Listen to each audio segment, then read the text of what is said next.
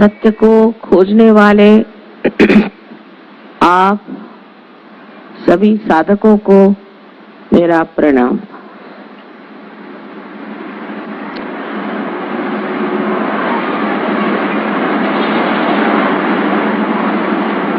ये तो मान लेना पड़ेगा कि हमने अभी तक केवल सत्य को प्राप्त नहीं किया, एब्सोल्यूट ट्रूथ को प्राप्त नहीं किया।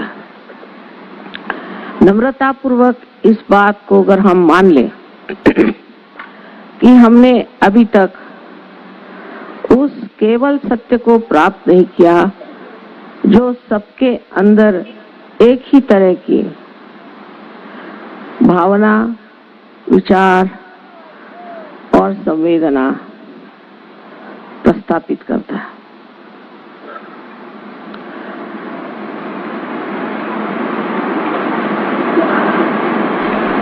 इसका कारण जो भी हो वो तो बाद में देखा जाएगा, पर अगर हम अपने बारे में सोचें तो मानव जाति में अभी तक वो स्थिति नहीं आई है कि वो केवल सत्य को जाने। अगर वो केवल सत्य को जानता होता तो ये आज नाना प्रकार के झगड़े, नाना प्रकार के विवाद और अनेक तरह की विचारधाराएं और प्रणालियां न चल पड़ती। सब लोग एक ही चीज को मानते, क्योंकि एकमेव केवल सत्य को हम जानते नहीं हैं। इस अंधेपन में जिस तरह एक हाथी को 6 अंधे ढूंढने गए थे और उन्होंने 6 प्रकार से जाना था, उसी प्रकार हम सत्य को, रियलिटी को जानते हैं और इसीलिए ये सारी आफत मची हुई है।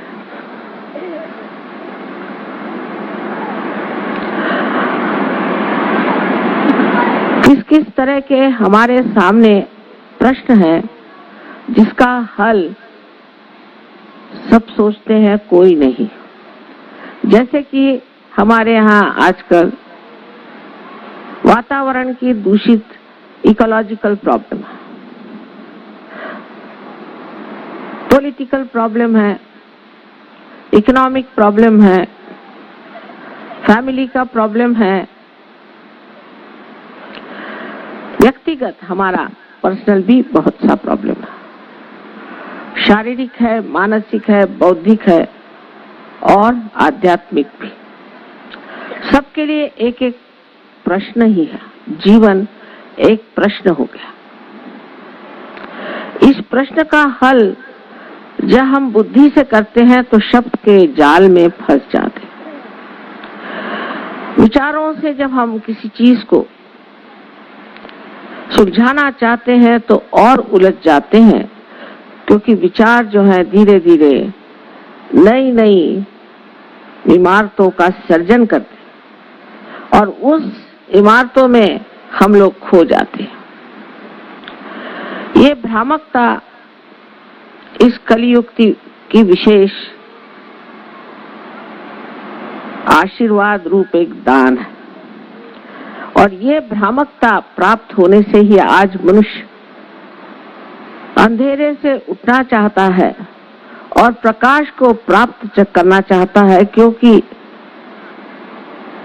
इसकी यातनाएं अब सह्य नहीं, सहन नहीं होती। इसको महसूस कर रहे हैं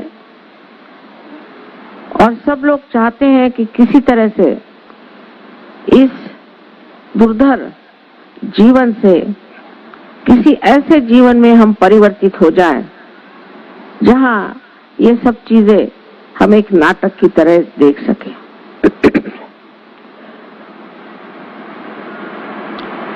जब हम साइंस की ओर बढ़ते हैं और पाश्चिमात्य देशों का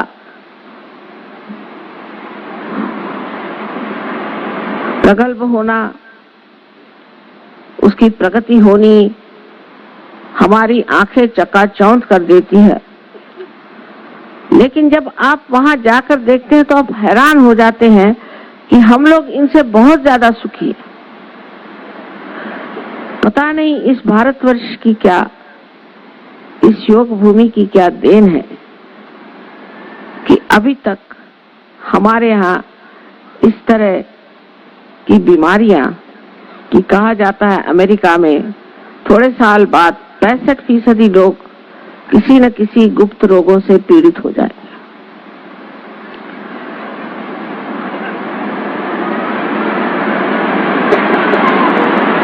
इस भारतवर्ष के परम आशीर्वाद से ही अभी तक हम लोगों में नैतिकता का भाव बहुत जबरदस्त है। आप विश्वास नहीं कर सकते कि ये जो प्रगल्भता बाहर हुई है और जो प्रगति दिखाई देती है, ये बिल्कुल विनाश के ओर जाने वाली प्रगति है। और इंसान को प्रगति इस तरह से अगर करनी हो तो बेहतर है वो प्रगति न करे।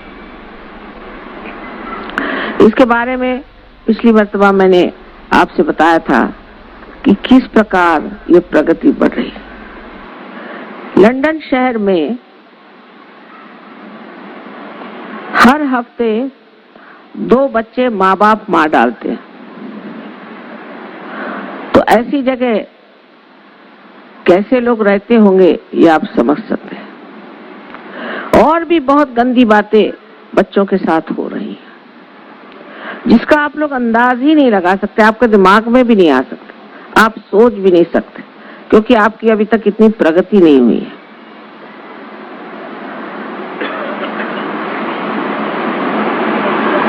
अगर आप न्यूयॉर्क चले जाइए तो आप कोई सोने की चीज पहन के जा नहीं सकते, इतना समृद्ध देश है। लोग कहते हैं उनके पास बहुत गोल्ड रिजर्व है, आदि आदि आदि, किंतु आपने अगर छोटी सी भी एक सोने की चीज वहां पहन के गए तो आपकी गर्दन कट जाएगी। आप घड़ी पहन के नहीं जा सकते, मंगलसूत्र भी पहन के जाने की वहां व्यवस्था नहीं। इस प्रकार की अराजकता ये बड़े बड़े प्रगतिशील देशों में हो रही है और इस कदर मूर्ख और मूढ़ लोग हैं कि उनके मूर्खता का वर्णन ही नहीं कर सकते। जैसे एक एक्ट्रेस की 8वीं शादी हुई, 8वीं। अपने यहाँ अगर किसी की दूसरी शादी हो तो लोग उसका मुंह नहीं देखेंगे, उसको घर में नहीं आने देंगे। इनकी 8वीं शादी हुई और 8वीं शादी का हनीमून देखने के लिए वहां आपसे ज्यादा लोग पहुंचे हुए थे और हेलीकॉप्टर से लोग उनका फोटो लेने के लिए पैराशूट कर रहे थे, जो 10 हेलीकॉप्टर थे। तो वो लोग आकर के धड़ाधड़ इन लोगों पे गिरे जो देख रहे थे, प्रेक्षक थे। वो फोटो लेना चाहते थे पर वो तो उन पे आके गिर गए और कुछ जाकर के खजूर में अटक गए। इस तरह की मूर्खता की बात अपने देश में कोई भी नहीं कर सकता। तो मनुष्य की प्रगल्भता, मैच्योरिटी जो आज हिंदुस्तान में है, उसका आपको अंदाज नहीं। उन लोगों पे हंसी आती कभी, बात बात में वो कहेंगे कि मैं तुझसे घृणा करता हूँ। आप बताइए, अपने यहाँ अगर कोई ऐसा कहे तो लोग सोचे से पागल खाने छोड़ाओ। किसी से घृणा करना ये पाप है, ये अपने देश में सब लोग जानते हैं। कोई आपने सुना है हिंदी में, उर्दू में, मराठी में या तमिल में ऐसी बात कहेगा कि मैं तुझसे घृणा करता हूँ, आई हेट यू? वहां उठे बैठे लोग ये बात कर।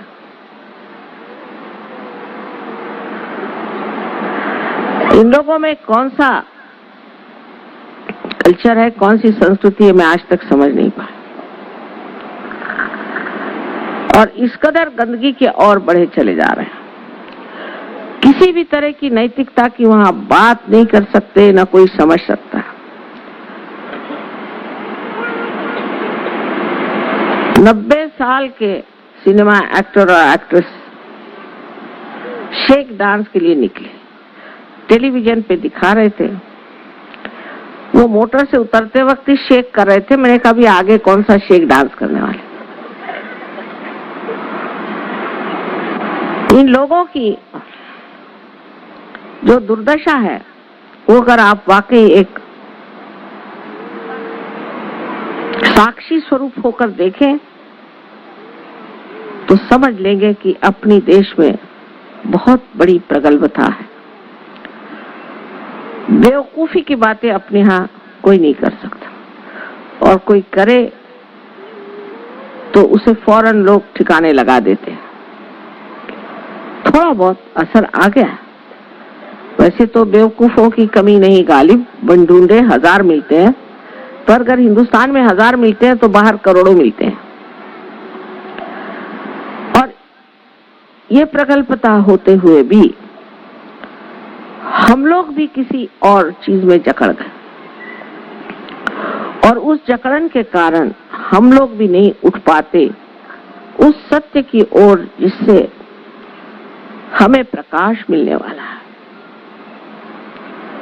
और हमारी जकड़ जो है वो है अंधश्रद्धाएं। किसी भी चीज में हमने विश्वास कर लिया तो वो परम विश्वास हो जाता है।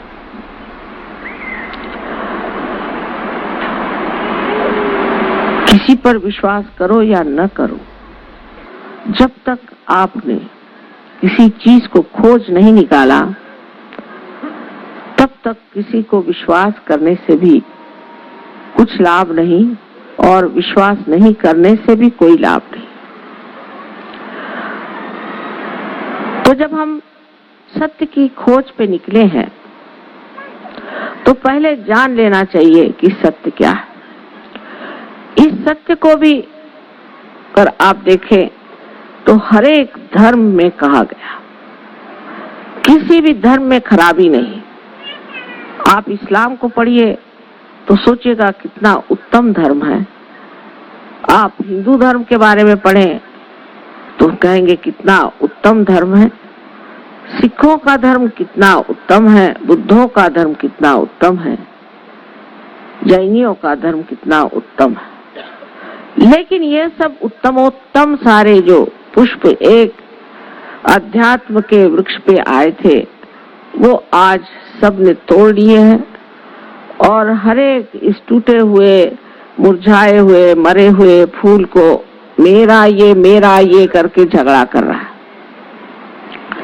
इसका भी एक कारण है कि ये जीवंत फूल क्यों टूट गए। कारण ये धर्म, कोई सा भी धर्म, या तो पैसे के पीछे दौड़ रहा है, मनी ओरिएंटेड है, और या तो सत्ता के पीछे में पावर ओरिएंटेड है। लेकिन कोई भी आत्मा के तरफ ध्यान नहीं दे रहा। जो सब धर्मों में कहा है कि आत्मानुभव लिए बगैर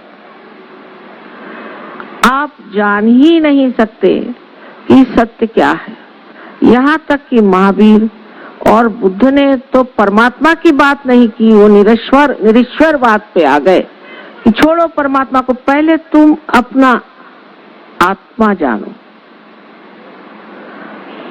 सब कहते गए एक के बाद कितनों ने ये बात कही, अपने ही देश में नहीं बाहर भी बहुत से कवियों ने, गर्टर है, विलियम ब्लेक है, लुइस है, अनेक लोगों ने आत्मा पर चर्चा की। ईसाई धर्म में तो बिल्कुल साफ लिखा गया है कि जब तक आपका पुनर्जन्म नहीं होता तब तक आप परमात्मा को जान नहीं सकते। तो उन लोगों ने अपने सर पे लगा ली पार्टी की पुनर्जन्म हुए हैं, बॉर्न अगेन लोग, बस पार्टी लगा ली, हम ईसाई, मुसलमान, हम क्रिश्चियन, हम फलाने, पार्टी लगा ली। लेकिन कोई ईसाई हो, मुसलमान हो, क्रिश्चियन हो, कोई भी धर्म का आदमी हो, वो सब पाप कर ही सकता है। कोई सा भी पाप वो कर सकता है। फिर ये सर पे ये ब्रांड लगाने की क्या जरूरत है, उसका तो कोई असर ही नहीं। और फिर उसी को लेकर के झगड़ा भी कर सकता है। जैसे अभी मैंने सुना कि अजरबैजान को, वहाँ के लोग जो अजरबैजान हैं, उनको अर्मेनियंस ने मारा और मारने से पहले वो बाइबल पढ़ते थे। बताइए, ईसा मसीह जिसने क्रूस पर सबको माफ कर दिया, वो ईसाई लोग बाइबल पढ़ के जाके सबको मारते थे क्योंकि आप मुसलमान। इस बेअक्ली का कारण एक ही है कि धर्म की जो नींव है वो सत्य पर नहीं, असत्य पर है। बुद्ध के जमाने में भी ये बात हुई, ईसा मसीह के बाद भी यही बात हुई। ईसा मसीह के जो असली शिष्य थे वो भाग खड़े हो गए और वहां एक गलत आदमी, पॉल नाम के आदमी ने सब ठिकाना लगा दिया। इसी प्रकार बुद्ध धर्म में मध्य मार्ग को छोड़ करके लोग कोई लेफ्ट को गए, कोई राइट को गए। जो राइट को गए वो यही हो गए जो कुछ खाना नहीं, पीना नहीं, कांटों पर सोना, और इतने क्रोधी कि उनके पास आप जाइए तो लगे कि कोई ओवन यहाँ जल रहा है, और अगर बात भी करना हो तो दूर से ही बात करिए, नहीं तो एक झापड़ी मार देंगे आपको। इसको कहते हैं एसेटिसिज्म। इसकी कोई जरूरत नहीं। वो बुद्ध ने तो इसलिए किया था कि उस वक्त काम की जरूरत थी, कार्य की जरूरत थी, और दूसरे हुए वो तांत्रिक बने घूम रहे हैं। मैंने सुना दिल्ली में बहुत से तांत्रिक घुसे हुए हैं और सब लोग इन तांत्रिकों के चरण सेवा कर रहे हैं, लेकिन जब ये चरण सेवा उनको प्राप्त होगी तब उसके जो परिणाम होंगे वो आप लोग उठा नहीं सके। इन तांत्रिकों से भी बहुत ज्यादा जकड़ हो गई है। इन सब से बच के रहना चाहिए। ऐसी ऐसी ये बीमारियां फैलाते हैं, ऐसी ऐसी तकलीफें देते हैं, क्योंकि सारे में पैसे का तो अनुभव है। सबको पैसा चाहिए। 100 रुपया यहाँ रखिए, 200 रुपया आप रखिए, 1000 रुपया आप रखिए, तो आपके माताजी के पास स्वर्ग में हम एक गाय पहुंचा देंगे। ऐसा कौन सा एरोप्लेन है भाई जो ऐसा कार्य करता है? और हमारे यहाँ है। इस चीज का विश्वास हम लोग करते हैं और ऐसा कार्य हमने किया है। इस जकड़न से भी निकलना बहुत जरूरी है कि समझना कि सत्य में मनुष्य को आत्मा ही के रूप पर, आत्मा ही के ओर उतरना। किसने नहीं कहा है, काहे रे बन खोज न जाई, सदा निवासी सदा अलेपा, तो है संग समाई। कहे नानक बिन आपा चीन्हे, मिटे न बनक भ्रम की काई। जब आप आपा को चीनेंगे तभी आप खालिस होंगे। अपने ऐसी ब्रांड लगाने से कोई खालिस नहीं हो सकता। खालिस का मतलब है शुद्ध होना, और शुद्ध होने के लिए कुंडलिनी है। ये साक्षात लिखा हुआ है। कबीर दास जी ने तो इतना लिखा हुआ है, पर उसको भी लोग अपने तरह से लगाते हैं। कुंडलिनी के सिवाय आपकी सफाई हो नहीं सकती। यही सफाई करने वाली माता आपके अंदर है। और जब यह आत्मा का प्रकाश आपके अंदर आ जाएगा, तब आप सारे धर्मों का तत्व समझ करके सबका मान करेंगे, और जितने भी अवतरण हुए, जितने भी दृष्टा हुए, जितने भी प्रेषित हुए, प्रॉफिट्स हुए, सबका आप मान करेंगे और उनकी पूजा करेंगे। सहयोग में हमारे बहुत सारे मुसलमान हैं और उनसे भी अधिक जू लोग हैं जो कि बिल्कुल मोहम्मद साहब को नहीं मानते, ना ईसा को मानते हैं, और दोनों ही मोहम्मद साहब को और ईसा को पूछते हैं। उसी प्रकार हिंदू लोग हैं, वो भी इन सबको मानते हैं। जब सब धर्म एक हो जाएगा, तब आप कौन सी चीज लेके लड़िएगा? तब आपका फंडामेंटलिज्म कहाँ जाएगा? इस आज के विशेष समय पर हम लोग जानते हैं कि पॉलिटिकल प्रॉब्लम तो दुनिया का गोर्बाचेव ने कम कर ही दिया, क्योंकि वो भी एक साक्षात्कारी पुरुष है। लेकिन जो ये फंडामेंटलिज्म का प्रश्न है वो सहयोग तोड़ेगा। बगैर सहयोग के ये प्रश्न टूट नहीं सकेगा। मुझे कोई मार्ग दिखाई नहीं देता जिससे लोगों की दिमाग में ये प्रकाश आएगा कि सब धर्म एक तत्व पे उभे खड़े हैं।